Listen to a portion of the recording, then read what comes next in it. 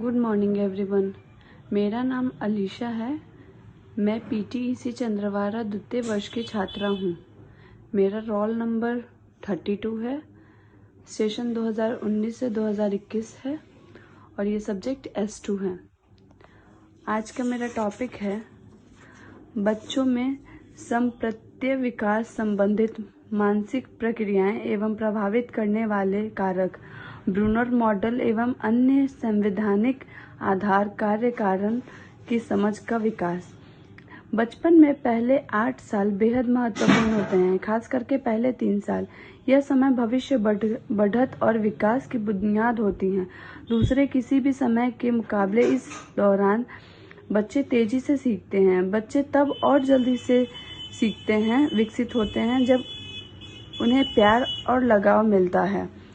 जब बच्चों को जन्म के समय कानूनी पंजीकरण, स्वास्थ्य की अच्छी देखभाल, अच्छा स्वास्थ्य, अच्छी पोषण, अच्छा शिक्षा और नुकसान की भरपाई, बदसलूकी व भेदभाव से सुरक्षा पाने का अधिकार मिलता है। यह सुनिश्चित करना माता पिता और सरकारों का फर्ज है कि इन अधिकारों का संरक्षण हो सके। बच्चों की भावनाएं सच्ची और ताकतवर होती हैं। बच्चे कुछ अलग पाने की अपनी पसंद की चीज में समर्थ हैं तो वह कुंठित हो सकते हैं। बच्चे अक्सर वह कुंठित हो जाते हैं जो अजनबी लोगों से, अंधेरे से डरते हैं। जिन बच्चों का हरकतों पर हंसा जाता है उसे सजा दी जाती है। वो बड़े होकर शर्मिंदे और भावनात्मक सामान्य रूप से रखते हैं। देखभाल करने वाले अलग बच्चों को मन की भावनाओं के प्रति धीरज और हमदर्दी रखा जाता है। शारीरिक सजा या हिंसा का प्रदर्शन बच्चों के विकास को नुकसान पहुंचा सकता है। गुस्से में जिन बच्चों को सजा दी जाती है खुद हिंसक होने की संभावना और बात बढ़ जाती है। स्पष्ट बात यह है कि बच्चों को क्या करना चाहिए, ठेस नियम की क्या नहीं करनी चाहिए तथा अच्छे व्यवहार की शाबाशी बच्चों को समुदाय, परिवार व खरा और उत्पादन हिस्सा बनाए जाने के कई कारगर तरीके हैं। अब हम समझेंगे ब्रूनर मॉडल एवं अन्य सैद्धांतिक आधार। ब्रूनर ने मुख्य रूप से 2 बातों पर ध्यान दिया है। पहला यह कि शिशु अपने अनुभूतियों को मानसिक रूप से किसी प्रकार व्यक्त करता है और दूसरा अनुभूति को मानसिक रूप से किस प्रकार व्यक्त करता है तथा बाल्यावस्था में कैसे रहता है।